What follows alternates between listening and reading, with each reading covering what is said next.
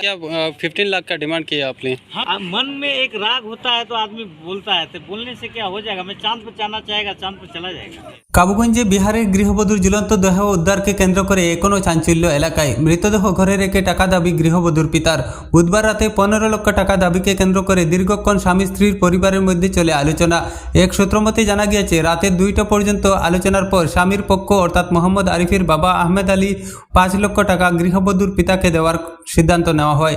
শর্তমতে সেই টাকা মৃতদেহ দাফনের পর দেওয়ার কথা, কিন্তু আরিফের পিতা শর্তভঙ্গ করেন মৃতদেহ দাফনের পর। এ নিয়ে বৃহস্পতিবার দিনে উভয় পক্ষের মধ্যে শুরু হয় বাকবিতণ্ডা। পরে স্থানীয়দের মধ্যস্থতায় উভয় পক্ষ মীমাংসার জন্য সোনাই থানায় যান, কিন্তু থানায় গিয়ে গৃহবধূর বাবা জসিমউদ্দিন স্বামীকে দোষী সাব্যস্ত করে সোনাই থানায় একটি মামলা দায়ের করে দেন। এরপর উভয় পক্ষের অভিভাবকদের বয়ান নথিভুক্ত করে সন্ধ্যা 8 ঘটিকায় পুলিশ তাদেরকে ছেড়ে দেয়। এদিকে অন্য একটি রহস্যজনক ঘটনা সামনে এসেছে। জানা গিয়েছে, গৃহবধূ বছর 15-র মজিদা খাতুনের ও বছর 18-এর মোহাম্মদ আরিফ, এদের মধ্যে ছিল প্রেম সংক্রান্ত বিষয়। 2 বছর আগেই দুজন ঘর থেকে পালিয়ে যায় এবং এরপর দুজনের বিয়ে হয়। উভয়ের বিয়ে হয়েছিল কম বয়সে। আধার কার্ডের বয়স অনুযায়ী দেখা গিয়েছে মাত্র 13 বছরে বিয়ে হয়েছিল মজিদা খাতুনের এবং আরিফ তখন ছিল 16 বছরের। উল্লেখ্য, মঙ্গলবার সন্ধ্যা রাতে বিহারের গৃহবধূর ঝুলন্ত দেহ উদ্ধারকে কেন্দ্র করে কাবুগঞ্জ বাজারে তীব্র চাঞ্চল্য দেখা দেয়। কাবুগঞ্জ বাজারের একটি বাড়াটে করে ঘটনাটি সংঘটিত হয়। বিহার রাজ্যের আজন্তীয় স্থানের বাসিন্দা যুবক মোহাম্মদ আরিফের স্ত্রী বিহারের সমষ্টিপুর জেলার হাসানপুর রাজুয়ার বাসিন্দা মজিদা খাতুন রাতের খাবার বানিয়ে মাদকাসক্ত স্বামীকে ডেকে নিয়ে আসতে তাদের দোকানঘর থেকে অন্য একটি বাড়াটে ঘরে যায়। কয়েক মিনিট পর আরিফের ভাতিজা এক কিশোর মজিদা দেরি হওয়ার খবর নিতে সেই রুমে পৌঁছে দেখতে পায় দরজা বন্ধ। তখন সে দেওয়ালে চিত্র দিয়ে লক্ষ্য করে আরিফ শুয়ে রয়েছে এবং আরিফের স্ত্রী রয়েছে ঝুলন্ত অবস্থায়। তখন সে কান্না এবং চিৎকার চেঁচামেচি শুরু করে। তখন স্থানীয়রা বিষয়টি লক্ষ্য করেন এবং স্থানীয়রা গৃহবধূকে উদ্ধার করেন। তবে গৃহবধূর শ্বাস প্রশ্বাস চলছিল তখনও বলে জানান প্রত্যক্ষদর্শী স্থানীয়রা। তখন তাকে সঙ্গে সঙ্গে শিলচর মেডিকেল কলেজ ও হাসপাতালে নিয়ে যাওয়া হয়। সেখানে পৌঁছানোর পর গৃহবধূকে মৃত বলে ঘোষণা করেন চিকিৎসাকর্মীরা। বুধবার বিকালে মৃতদেহ ময়নাতদন্তের পর পরিবারের সদস্যদের কাছে সমঝে দেয় শিলচর মেডিকেল কলেজ কর্তৃপক্ষ। এদিকে বুধবার বিকাল 3টা নাগাদ মৃতদেহ কাবুগঞ্জ বাজারে নিয়ে আসার পর খবর যায় সোনাই থানায় ও দলাই থানায়। খবর পেয়ে ঘটনাস্থলে দলবল নিয়ে উপস্থিত হন দলাই থানার ওসি মনোজ বড়ুয়া এবং সোনাই থানার ওসি এম মানস সন্দিকই। শুরু হয় প্রাথমিক তদন্ত এবং রাতে কাবুগঞ্জে আসেন গৃহবধূর পরিবারের সদস্যরাও।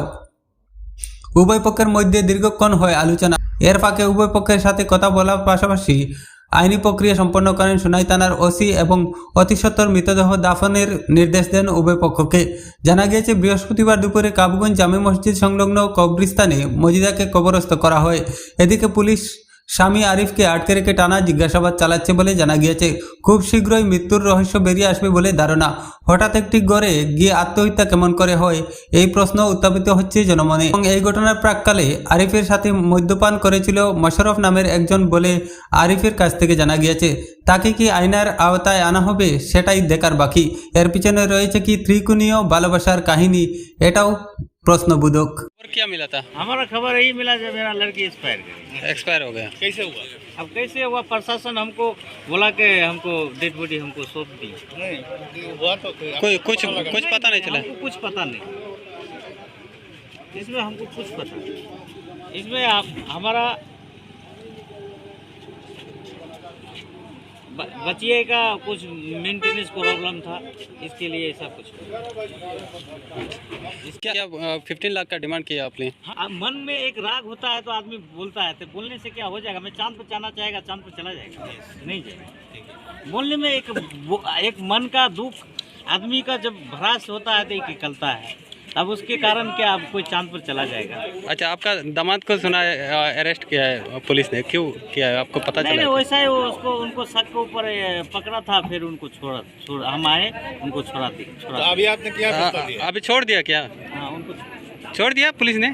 नहीं छोड़ा है, हमको पता है लोका पे। अच्छा, अभी आप क्या चाहती है? नहीं, हम कुछ नहीं चाहते हैं। हम लोग आपस में एकदम सब ठीक है, हम लोग में कोई तरह का दिक्कत नहीं। FIR किया है आपने? नहीं, हम FIR नहीं करेंगे। अच्छा, आपका जो दामाद है उसका उम्र कितना है?